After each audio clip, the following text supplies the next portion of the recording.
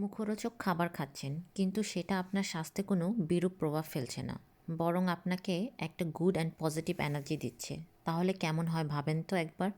Yes, you heard me right. আজকের recipe তাদের জন্য খুব কুইক অ্যান্ড হেলদি একটা গো টু স্ন্যাক্স খুঁজছেন। আমি এখানে একটা পাওয়ার বল বানিয়ে আপনাদের দেখাচ্ছি। এখানে আমি ফ্রাই প্যানের মধ্যে কিছু নাটস নিয়ে তা সটে করে নিচ্ছি। আলমন্ড অ্যান্ড পিকন ইউজ করেছি আজকের এই বলের জন্য আমি। তারপরে আমি হাফ কাপের মতো মাল্টিসিড অ্যাড করে দিয়েছি এবং 1 কাপের মতো ওটস অ্যাড করে দিয়ে এটাকেও আমি সটে করে নিব। তারপরে 2 টেবিল স্পুনের মতো পিনাট বাটার এবং কিছু সোক করা ডেটস অ্যাড করে দিব এইখানে। এই ডেটসগুলো আমি গরম পানিতে কিছুক্ষণ ভিজিয়ে রেখে ম্যাশ করে নিয়েছি।